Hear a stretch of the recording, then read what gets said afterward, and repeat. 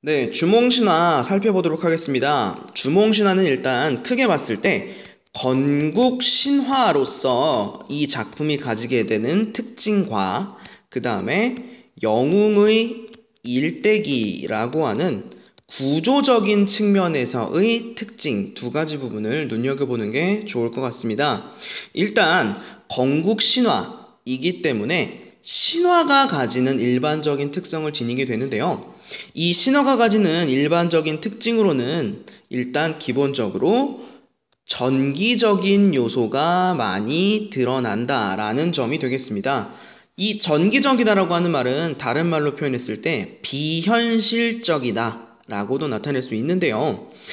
이 비현실적인 요소가 나타나지만 다른 전설이나 민담에 나타나는 전기적인 요소와는 달리 이 신화가 가지는 신성성을 강조해 준다라는 점에서 주목을 받을 만합니다. 그리고 두 번째로 영웅의 일대기라고 하는 구조는 다른 여러 소설에서도 찾아볼 수 있는 구조이긴 하지만 7단계의 단계를 거쳐서 내용이 전개된다는 점에서 그 구조적인 특징을 살펴볼 수 있겠습니다. 자, 첫 번째로는 고귀한 혈통을 가지고 주인공이 태어나게 되고요. 두 번째, 비정상적인 잉태와 출생을 경험하게 됩니다. 그리고 그렇게 태어난 주인공은 세 번째 단계에서 비범한 능력을 가지게 됐다라는 점을 나타내고요. 네 번째, 어린 시절부터 죽을 뻔한 고비를 넘기는 위기를 겪게 됩니다.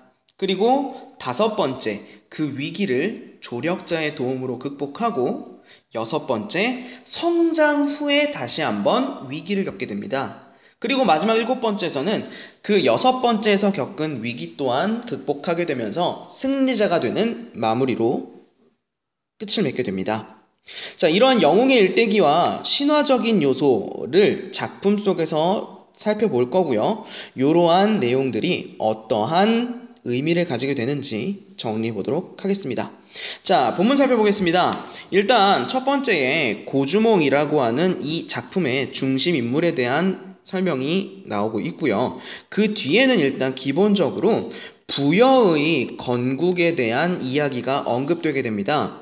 자, 부여에서 고구려의 건국으로 넘어가는 이야기 전개 과정 때문에 등장하는 부분이지만 이 부여의 내용 역시 우리가 눈여겨볼 부분이 한 가지가 있습니다. 자, 바로 이 부여를 건국한 사람 역시 해모수라고 하는 천재의 아들이 된다라는 점입니다. 역시 고구려의 건국에 앞서서 있던 부여 역시 하늘에서 내려온 누군가가 건국했다라는 점에서 바로 신성성을 가지게 된다라는 점이죠. 자, 일단은 기본적으로 부여의 건국 역시 신성성을 가지고 있다라는 점이 언급이 되었고요. 우리가 주목해야 될 부분 그 다음입니다. 자, 헤르우가 세상을 떠나자 금화가 왕위를 이었다고 이야기를 하고요. 그때 우발수에서 한 여자를 만났는데 그 여자가 이렇게 이야기합니다. 자, 저는 하백의 딸입니다 라고 이야기를 하고요. 그리고 하백의 딸인 유화가 천재의 아들인 해모수와 사랑을 나누고 그렇게 돼서 아이를 갖게 된다라는 점이 두드러지게 됩니다. 이때 요 두 인물의 결합이라고 하는 점이 주목할 만합니다. 자, 아버지는 하늘에서 온 사람이고요. 어머니는 물의 신의 딸이 됩니다. 자, 결국 하늘과 물의 결합으로 우리의 주몽이 태어나게 되는 것이죠. 자, 이는 일단 기본적으로 우리가 언급했었던 고귀한 혈통이라고 하는 점을 주목하게 만드는 부분이 됩니다. 자, 하늘의 신의 아들, 물의 신의 딸, 아버지와 어머니가 전부 다 신성성을 지닌 신적인 존재가 되는 것이죠. 그리고 당연히 그 피를 물려받은 주몽 역시 신성성을 가진 하늘의 존재가 된다라는 점에서 주목을 받게 되는 것입니다. 자, 다음 페이지 넘어가 보도록 하겠습니다. 자, 그 다음 보겠습니다.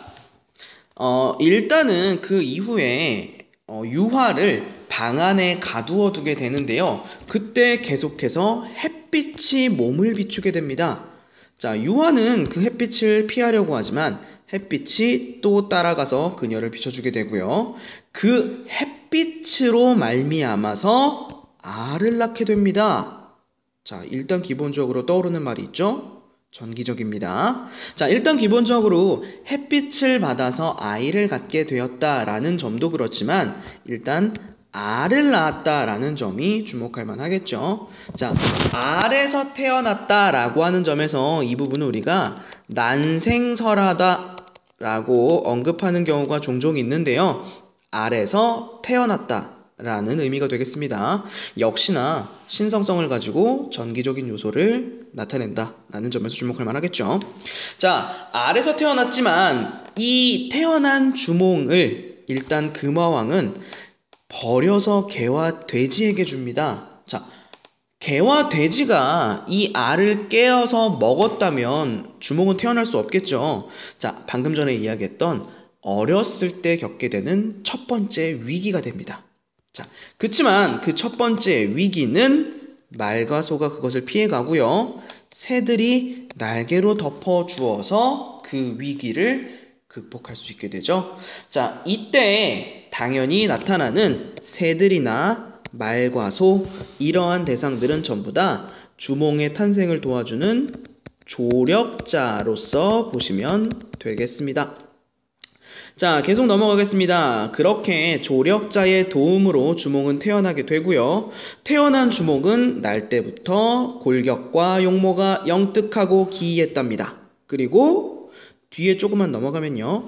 어렸을 때부터 활과 화살을 만들었고요. 그 만들어 쏜 화살은 100번 쏘아서 100번 맞췄다라고 이야기하죠. 어렸을 때부터 우리의 주인공인 주몽은 바로 비범한 능력을 지니고 있었죠. 자, 역시나 영웅의 일대기라고 하는 구조에 걸맞는 한 단계로서 나타나게 되는 겁니다. 자, 그리고 이제 주몽은 또 한 번 시련을 겪게 됩니다. 아, 시련을 겪기 전에 다시 한번 능력을 나타내는 부분이 나타나네요. 자, 두 번째 능력을 나타내는 부분들. 자, 주몽에게 말을 기르게 합니다. 자, 그때 주몽은 좋은 말을 알아보고 좋은 말은 조금 먹여서 마르게 하고 나쁜 말은 잘 먹여서 살찌게 합니다. 자, 당연히 피둥피둥 살이 찐 말은 금화가 자신과 자신의 아들에게 나눠주게 되고요. 그 다음에 일부러 살을 빼게 만든 다이어트 시킨 좋은 말은 별 볼일 없는 말처럼 보이니까 주몽에게 주게 되죠. 자, 이 부분 역시 주몽이 좋은 말을 알아보는 선견지명을 가지고 있었다는 점에서 비범한 능력을 증명하는 장면이 되겠습니다. 자, 결국 이렇게 어렸을 때부터 비범한 능력을 자꾸 증명하는 주몽을 당연히 왕과 왕의 아들들, 신하들은 죽일 궁리를 하게 됩니다.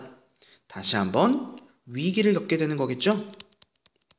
자, 그때에 우리 주몽은 어떻게 반응하는지 한번 살펴보도록 하겠습니다.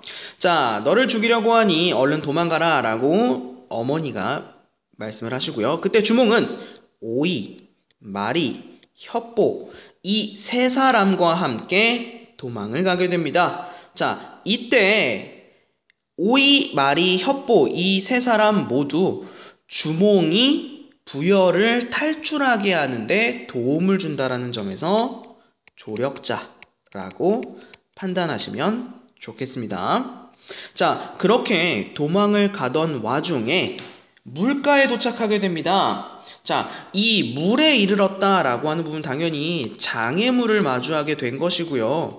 자, 당연히 뒤에서는 금화와 금화의 아들이 쫓아오고 있으니 이 장애물을 극복하지 못한다면 죽음을 맞이할 수밖에 없겠죠. 자, 이때 어떻게 되느냐? 자, 나는 천재의 아들이요 하백의 외손이다 라고 자신의 고귀한 혈통을 밝힙니다.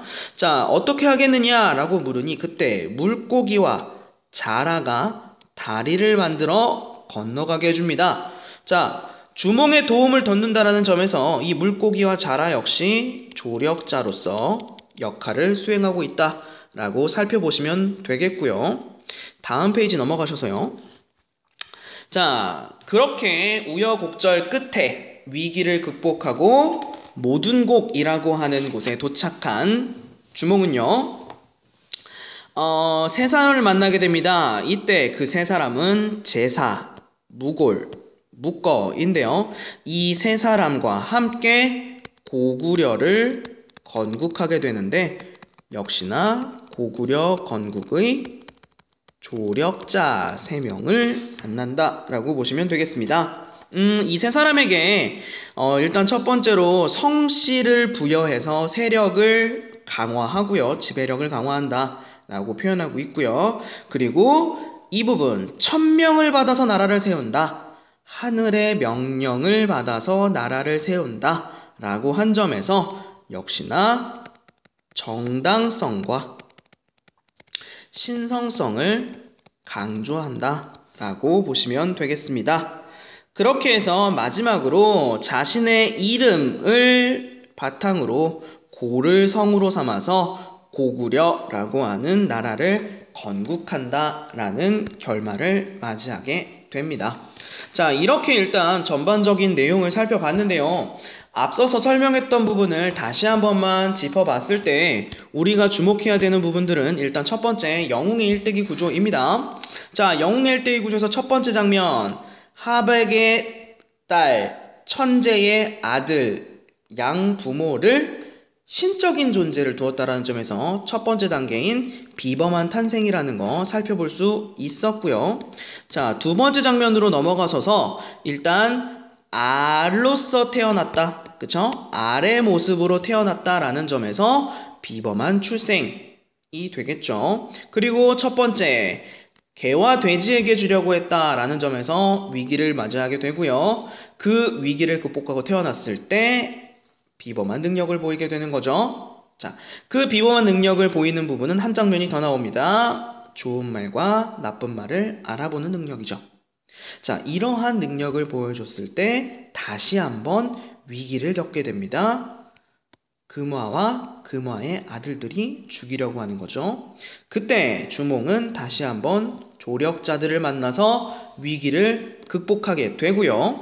그 위기를 극복한 결과 마지막 장면에서 나라를 건국하는 승리자가 된다라는 영웅의 일대기 구조 살펴볼 수 있었습니다. 자, 그리고 이러한 내용들을 바탕으로 자, 마지막 한 가지만 더 정리해 보면요. 작품에 드러나는 환상적이거나 비현실 요소에 담긴 의도를 추측해보자 라고 이야기하고 있는데요. 당연히 이 작품은 건국 신화이기 때문에 이 나라가 건국된 이야기를 바탕으로 우리가 살아가고 있는 이 나라가 하늘에서 내려온 존재가 세운 나라야 라는 점에서 이 우리나라는 신성함을 가지고 있는 나라야. 신성성이 나타난다. 그리고 두 번째, 이러한 극복을 하고 신성한 인물이 건국한 나라이니만큼 이 나라의 건국은 그만큼 의미가 있고 정당한 거야 라는 나라의 정당함, 이 두 가지 요소를 강조하기 위해서 환상적인 요소, 비현실적인 요소를 반복했고요. 강조하고 있다. 이렇게 살펴보시면 되겠습니다.